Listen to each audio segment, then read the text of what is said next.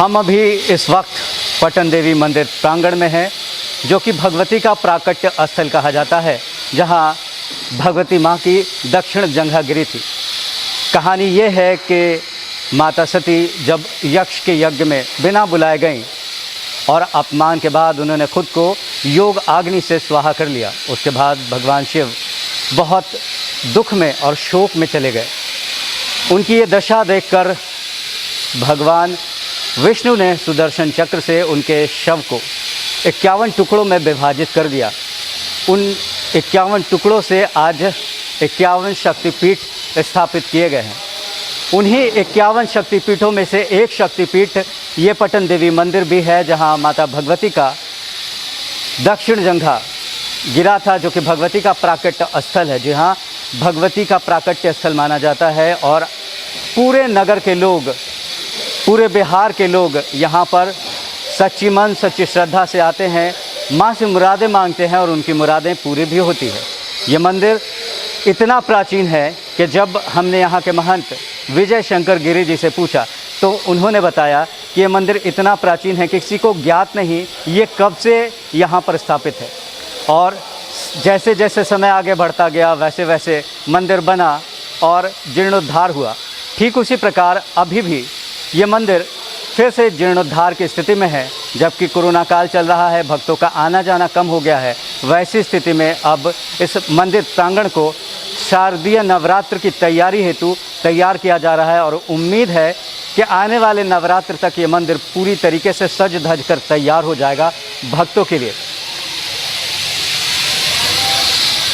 माँ इस संसार का एक ऐसा शब्द है जो अपने आप में पूर्ण है। वो पूरक है इस संसार के समस्त जीवों का।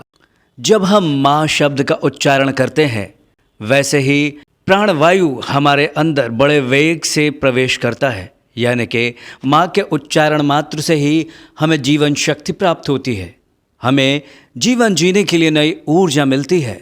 माँ शब्द अपने आप में निराला है। इसीलिए तो संसार में सभी देवी देवताओं से श्रेष्ठ माँ को स्थान दिया गया है, क्योंकि माँ इस संसार में सर्वोच्च है।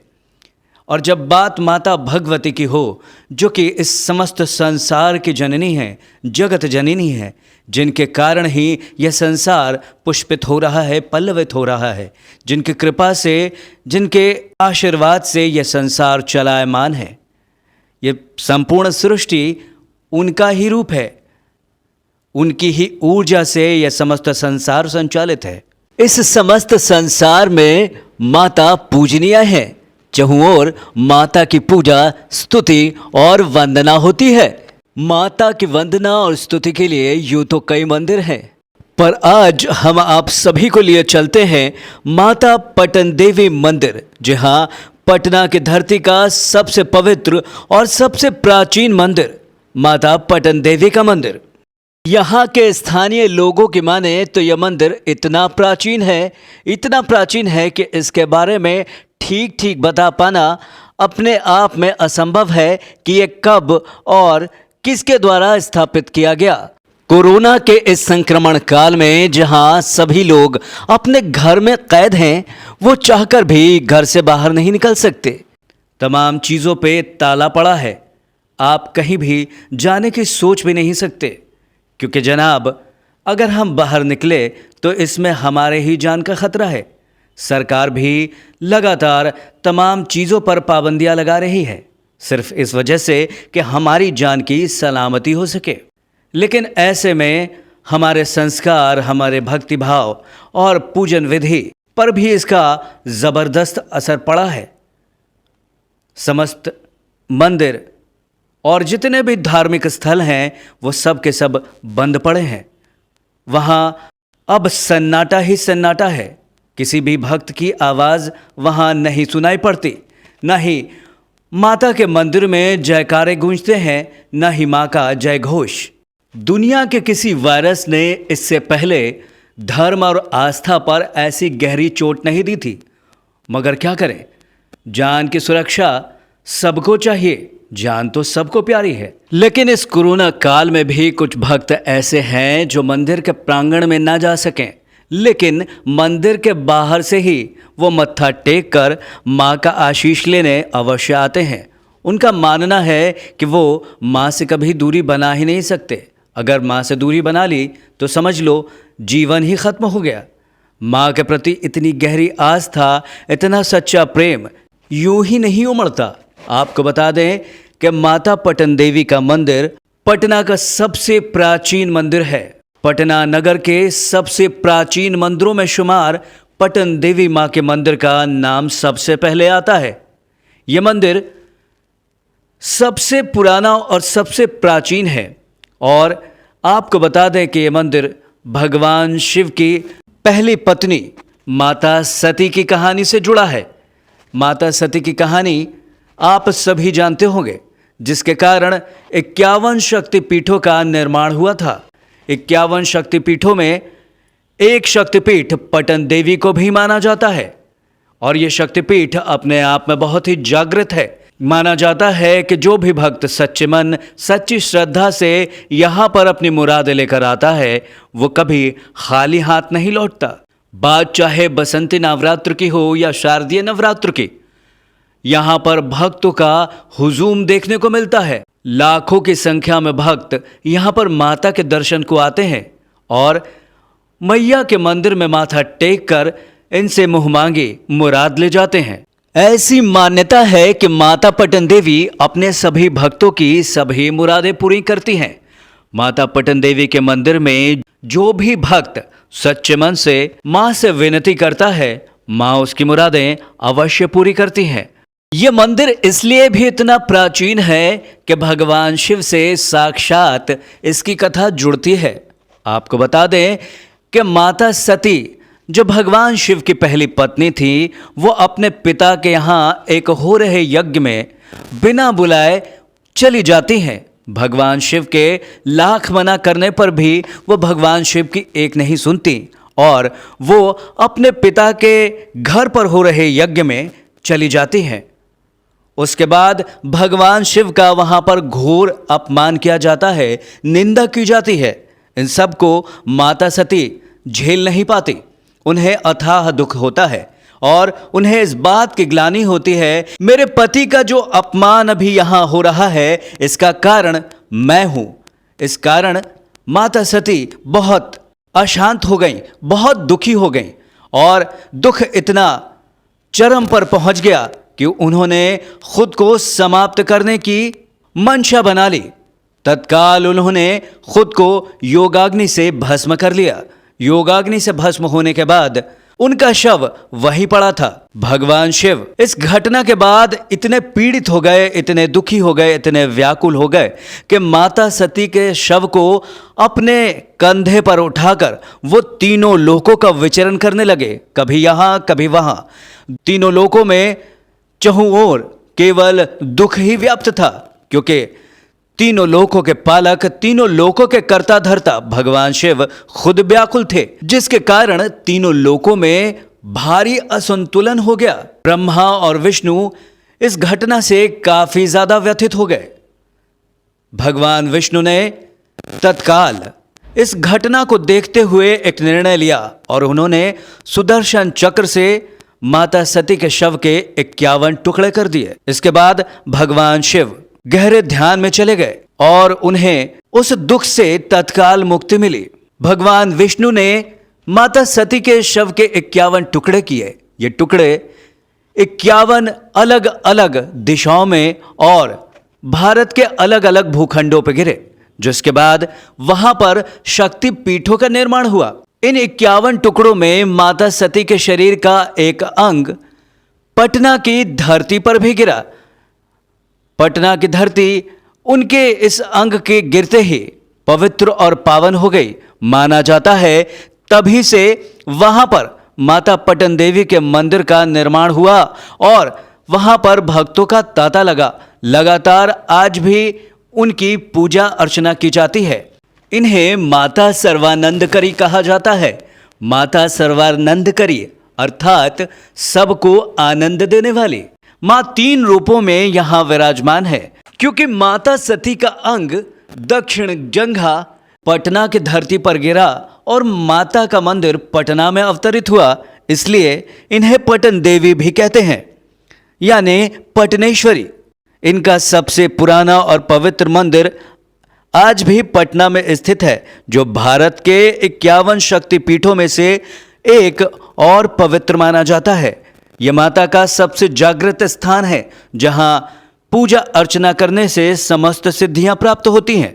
स्थानीय लोगों का मानना है कि माता पटन देवी नगर की रक्षिका देवी है। माता पटन देवी नगर की रक्षा करती हैं। इसका जीता जागता उदाहरण 29 मई को आए हुए एक तेज तूफान में मंदिर के ठीक सामने एक बहुत बड़ा और बहुत पुराना बरगद का एक वृक्ष था। वृक्ष अपने आप पे इतना बृहद और बड़ा था कि अगर वो स्थानीय लोगों के घर पर गिरता तो बहुत तबाही मच सकती थी, कईयों की जान जा सकती थी। यह अपने आप में एक बहुत बड़ा चमत्कार है कि वो हवा के रुख में न गिर के वो ठीक मंदिर के ऊपर आ गिरा, जो कि अपने आप में बहुत चौंकाने वाली घटना है और यह अपने आप में एक बहुत बड़ा चमत्कार भी है। जब हमें इस बात की सूचना मिली तो हम भी निकल पड़े माता पटन देवी के दर्शन को और साथ ही साथ इस मामले की पूरी पड़ताल भी की। तब हमें मालूम चला कि पीपल का वृक्ष 100 से भी ज्यादा वर्ष पुराना था। स्थानीय लोगों की माने तो यह वृक्ष 150 वर्ष पुराना था। हवा जिस दिशा में चल रही थी, पेड़ को भी, इस बड़े बरगद के पेड़ को भी उसी दिशा में गिरना चाहिए था, लेकिन ऐसा बिल्कुल भी नहीं हुआ। तेज आंधी और तूफान में भी जहां हवा इतनी तेज चल रही थी, बरगद का पेड़ हवा की रुख के साथ न गिर के मंदिर के प्रांगण की ओर गिर पड़ा और गिरने की गति इतनी सामान्य और धीमी थी कि वहां एक भी व्यक्ति को कोई भी हानि नहीं पहुंची, एक भी व्यक्ति हताहत नहीं हुआ। वीडियो में आप भी साफ देख सकते हैं कि कैसे पेड़ बहुत ही शनै शनै धीमी गति से गिर रहा है और गिरते वक्त उसने किसी भी व्यक्ति को हताहत नहीं किया। स्थानीय लोग इसे माता भगवती का चमत्कार मान रहे हैं। इसी क्रम में 4th पिलर लाइव की टीम पटन देवी माता मंदिर के प्रांगण में पहुंची। जब 4th पिलर लाइव की टीम यहां पहुंची तो हमें मालूम पड़ा कि माता पटन देवी का यह मंदिर फिलहाल जीर्णोद्धार की स्थिति में है। जी हां, मंदिर पहले भी बहुत सुंदर और भव्य दिखता था, लेकिन अब इसकी भव्यता में 4 चांद लगाने के लिए पटना के सभी निवासियों के सहयोग से और मंदिर के अपनी निजी राशि से मंदिर का जीर्णोद्धार कराया जा रहा है। यहाँ पर राजस्थान से सफेद संगमरमर के विशाल शिलाखंड मंगवाए गए हैं और इन समस्त शिलाखंडों को तराशा जा रहा है, नक्काशी की जा रही है, सुंदर बनाया जा रहा है ताकि इस मंदिर की शोभा में 4 चांद लग सके। मंदिर के महंत विजय शंकर गिरी जी ने हमें बताया कि आने वाली शारदीय नवरात्र तक इस मंदिर को सजाकर पूरी तरीके से तैयार कर दिया जाएगा। नमस्कार आप सभी का 4th पिलर लाइव की ओर से।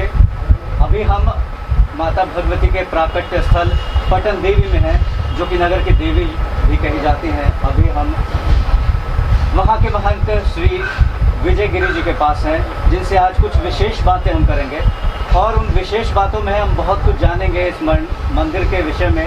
ये मंदिर कब बना, कैसे बना और इसका क्या इतिहास है। और जैसा कि सुनने को आ रहा है कि ये मंदिर अभी जीर्णोद्धार की स्थिति में है, मंदिर का जीर्णोद्धार हो रहा है, तो इस विषय में पूरी जानकारी हमें यहाँ के महंत स्वयं देंगे। प्रणाम। सबसे पहले तो हम इस मंदिर के इतिहास के बारे में आपसे जानना चाहेंगे कि इस मंदिर का इतिहास क्या है। ये पूरे हिंदुस्तान और कुछ भाग जो विदेश में जैसे पाकिस्तान, बांग्लादेश, श्रीलंका, टोटल 51 शक्तिपीठ, जहाँ जहाँ सती का अंग गिरा है 51 जगह, वहाँ वहाँ शक्तिपीठ हुआ है। उसी तरह से 51 में एक स्थान श्री बड़ी पटन देवी माँ का है। यहाँ सती का दाहिना जंघा पट के साथ गिरा था और इस यहाँ भगवती तीनों रूप में विराजमान है, महाकाली, महालक्ष्मी, महासरस्वती। और इनके साथ भैरव है, व्योमकेश भैरव। ऐसी धारणा है कि जो सच्चे दिल से भगवती का जो आराधना करते हैं लोग, उनको मनवांछित फल की प्राप्ति होती है। और श्रद्धालु लोग आते हैं। और ये तो मंदिर अनादि काल की है। कितने बार ये मंदिर का जीर्णोद्धार हुआ, फिर उसका पतन हुआ, मतलब गिरा। इतना प्राचीन है कि इसके विषय में इसे भी कुछ अनादिकाल की है। इतिहास नहीं, आदिकाल इतिहास तो है ही। यहाँ सती का अंग गिरा है तो उस समय का, सतयुग का समय का है ना मंदिर, सृष्टि के आरंभ काल से जी, मतलब जो ये उसी चला आ रहा है। जी। तो आप आपसे ये जानना चाहेंगे कि आपके स्मरण में, मतलब जब आपकी बाल्यावस्था थी, आपने इस मंदिर को किस स्थिति में देखा था? मंदिर कैसी स्थिति में था? आकार तो उसके बाद चेंज होता गया। पहले छोटा आकार था, उसके बाद उसे विस्तृत बनाया गया, उसके बाद और विस्तार हुआ। जो अगल बगल के जो कच्चा मकान था उसको पक्के में परिवर्तित किया गया। ये सब बनता गया। लेकिन उसके बाद ये 2 साल पहले जो कॉरपोरेशन के हेड थे अनुपम कुमार, वो आए। उन्होंने कहा कि 2.5 करोड़ रुपया जो है मंदिर के बाहर माने रोड का सौंदर्यीकरण के लिए मिला है। बाबा अगर आपको कुछ काम हो मंदिर का तो बोलिएगा। तो हमने कहा कि देखिए सर, रोड का जीर्णोद्धार या सौंदर्यीकरण तो बराबर होता ही रहता है, समझ गए। लेकिन हम चाहते हैं कि भगवती का स्थान का निर्माण हो। जिस तरह से इनका नाम ख्याति है उस अनुरूप में इनका स्थान है नहीं। तो आप क्या चाहते हैं? तो हम कहें कि दक्षिण भारत की तरह हम ही मंदिर को बनना। अच्छा, यानी कि दक्षिण भारत वास्तुशिल्प के हिसाब से इसको सजाया गया। हाँ। तो उसके बाद ठीक है, हम दिसंबर तक हैं, इसको करवा लिया जाए। तो उनके कार्यकाल तक ये पूरा हो जाना। हाँ। तो इसमें मेयर साहब भी आए, उनसे के सामने बातचीत हुई, नक्शा उक्सा सब बन गया, सब कुछ हो गया, ओके हो गया, पैसे की जरूरत नहीं था। आनंद फानन में लोग मंदिर तुड़वा दिया, सब टूट गया। बना हुआ मंदिर ऐसा नहीं था कि एकदम जीर्ण शीर्ण अवस्था में नहीं थी, मंदिर तो अंदर था। हाँ, उसको तोड़ करके तो हुआ कि जब हम भी चुप हो गए कि सरकार इसमें पड़ी हुई है, तो फिर हम क्यों ये बीच में थे। यानी कि सरकारी खर्च से हो रहा है। हाँ, सरकारी खर्च से हो रहा बहुत अच्छी। है। लेकिन उसके बाद कुछ ऐसा व्यवधान पड़ा कि वो रिजाइन दे दिए सितंबर में ही, हो गए। मतलब उनका कार्यकाल बीच में ही खत्म। हाँ, उसे ध्यान दे दिया। टेंडर पास नहीं हुआ, धरा का धरा रह गया मेरा काम। तो अब लोग साल भर तक हम इंतजार किया, लोग को कहे कि भाई कैसे होगा, तो टेंडर पास हो जाएगा बाबा, टेंडर पास हो जाएगा, हो जाएगा तो होगा, हो जाएगा तो होगा। ये कहते कहते साल 1.5 साल लोग लगा दिया। मंदिर के लिए, विकास के लिए तो खर्च के लिए पैसा था नहीं।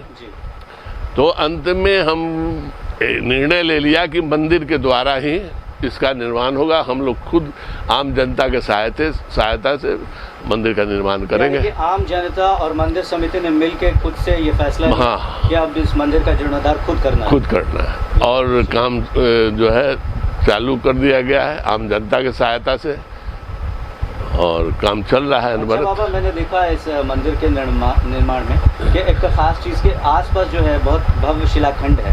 तो ये शिलाखंड बाहर से मंगवाए गए हैं, यहीं पे तराशे गए हैं? कहाँ? ये मतलब पत्थर के टुकड़े हैं बड़े बड़े? नहीं, सब राजस्थान का है। अच्छा, ये राजस्थान का पत्थर है। राजस्थानी पत्थर संगमरमर वहीं से कटिंग होकर के आता है, वहीं के कारीगर हैं जो आकर के यहाँ काम कर रहे हैं। अच्छा, ये वही के कारीगर, विशेष रूप से राजस्थान से कारीगर मंगवाए? हाँ जी, वही का कारीगर है। और संगमरमर का बन रहा है, व्हाइट संगमरमर, सफ़ेद संगमरमर का ये बन रहा है। नहीं, मंदिर तो काफ़ी भव्य सुंदर बन रहा है और आशा है कि बहुत सुंदर बनेगा। अच्छा बाबा, एक और चीज़ आपसे पूछना चाहूँगा कि आपने पहले भी अपने बाल्यावस्था में देखा मंदिर को, अभी भी देख रहे हैं, तो तब के भक्तों में और अब के भक्तों में भक्ति भाव में कुछ अंतर आया है क्या? नहीं, भक्ति जागृति तो आई है। भक्ति भाव में जागृति है। पहले के युवाओं में इतनी जागृति नहीं थी, अब तो आजकल के युवा वर्ग भी बहुत बढ़ चढ़ के हिस्सा लेते हैं और भक्ति भाव से। क्योंकि हमको याद है कि ज़्यादा हम पीछे नहीं जाएंगे, जनवरी के समय में 1 जनवरी के रोज़ ज़्यादातर पिकनिक मनाने के लिए लोग घाट किनारे या किसी पार्क में जाते थे, लेकिन अब इसमें परिवर्तन आया है। केवल युवा वर्ग नहीं, सब कोई मिलकर, लेकिन युवा वर्ग खास करके 1 जनवरी के रोज माने काफ़ी भीड़ होती है, ज़्यादातर उसमें युवा ही रहता है। मतलब अब युवा जो है हाँ, प्रतिभागी बनते हैं धार्मिक जी कार्यक्रम जी में। जी जी चलिए, तो ये बहुत अपने आप में विशेष जी, बात है। जी। और आपसे ये पूछना चाहूँगा कि जो मंदिर का निर्माण कार्य है, जी। लगभग आपके अनुमान में कब तक पूरा हो जाना चाहिए? देखिए, अब कहा तो है कि 8 महीना में तैयार कर देंगे, लेकिन ये अनुमानित समय। अनुमानित, चूँकि लॉकडाउन लगा है उसके कारण ही ये सब व्यवधान पड़ रहा है, नहीं तो जोर शोर से और पहले हो सकता था। हाँ, पहले हो सकता था, और 8 महीना 9 महीना से नहीं, साल भी लग सकता है। असल है हम लोग सबसे ज़्यादा है कि भगवती जो ओसारे में बैठी हुई हैं उसके लिए आत्मा कांपता रहता है कि कब कम से कम गर्भगृह बन जाए कि भगवती उस स्थान में चल जाए। उसके बाद अपना धीरे धीरे और सब होता रहेगा और स्थान बनता रहेगा, लेकिन भगवती जो है अपने स्थान पर चली जाए, यही भगवती से आराधना है। और कि बस भगवती का आशीर्वाद रहे, सब कुछ अपने स्थान पर यथावत बन जी। जाए। आपसे ये पूछना चाहूँगा कि आप अभी ये जो कोरोना काल चल रहा है, इसमें मतलब भक्तों का तो आना बिल्कुल बंद है, एकदम बंद है। मंदिर के कपाट हर जगह बंद पड़े हुए हैं। ऐसे में भक्तों का आना जाना, आप मतलब क्या भक्त दरवाजे के बाहर आते हैं, प्रणाम करके जाते हैं? कुछ लोग आते हैं जो आस्था ज़्यादा है भगवती पर, वो तो दरवाजे पर आके माथा टेक के चल ही जाते हैं। अब अपना आराधना करते हैं। मेरी भी यही है कि सरकार का जो गाइडलाइन है उसको पालन किया जाए, और जब जान बचेगा तभी सब कुछ होगा, और भी आराधना होगा तभी जान बचेगा। बिना ये भगवती जो है ये शक्तिपीठ है, ये जिस तरह से सुदर्शन चक्र के आसपास में किसी तरह का व्याधि नहीं आता है, उसी तरह से ये माँ का क्षेत्र है, यहाँ कभी प्राकृतिक विपदा नहीं आएगी। आज देख लीजिए सब कुछ है, अपने पर ले ली, पेड़ भी गिरा तो माने अपने ऊपर कुछ नहीं लिया। बिल्कुल सही बात, हम लोगों ने देखा, और सीसीटीवी फुटेज भी हम लोगों ने देखा था। पेड़ जो है स्पष्ट रूप से इधर उधर न गिर के सीधे मंदिर प्रांगण की तरफ ही गिरा। हाँ, तो ये अपने आप में बहुत ही आश्चर्यजनक बात है। बाबा, ये कहना चाहूँगा कि कोरोना काल के इस समय में जहाँ की सारी पूजन विधियों को बंद कर दिया गया है, रामनवमी हम लोगों ने इस बार नहीं मनाई, और आप आने वाली जो नवमी है, जो शारदीय नवरात्र है, उसको लेकर के क्या तैयारी, और आपको क्या लगता है कि उसमें भक्ति भाव से लोग आ पाएंगे पहले की तरह और पूजा पाठ हो पाएगा? एकदम, हम तो यही कामना करते हैं भगवती से कि भगवती ये जो कोरोना काल है इसको समूह को नाश करो, इस विपदा की घड़ी को समाप्त करो और भक्तों को कल्याण करो, क्योंकि त्राहिमाम सब जगह त्राहिमाम है, इसलिए भगवती अब रक्षा करो, अब रक्षा करो, अब रक्षा करो। बहुत बहुत धन्यवाद बाबा। जैसा कि आपने विजय शंकर गिरी जी को सुना, जिन्होंने भगवती माँ से दोनों हाथ जोड़कर प्रार्थना करते हुए कहा कि अब हम त्राहिमाम हो रहे हैं, और माता भगवती को शीघ्र भक्तों की प्रार्थना सुन लेनी चाहिए, और जल्द से जल्द हमें मुक्ति मिलनी चाहिए इस कोरोना के संक्रमण काल से, और पुनः सब कुछ अपनी जगह स्थापित हो जाए, और पुनः फिर से ही सारे भक्त लोग वैसे ही इस मंदिर प्रांगण में आए, माँ का आशीष ले, माँ का आशीर्वाद ले। जहाँ पहले माता भगवती के जयकारे गूंजते थे, माँ का जय घोष होता था, हर ओर जय माता की कहते लोग नजर आते थे, आज वो प्रांगण सूना पड़ा है कोरोना के संक्रमण काल में। लेकिन आशा करते हैं कि बहुत जल्द स्थितियां सुधरेंगी, बहुत जल्द मां का आशीष होगा, और भगवती के आशीर्वाद से पुनः इस मंदिर प्रांगण में भक्तों का तांता लगेगा, पुनः एक बार फिर से जयकारे लगेंगे इस मंदिर प्रांगण में। इसी आशा के साथ 4th पिलर लाइव से मैं मधुसूदन।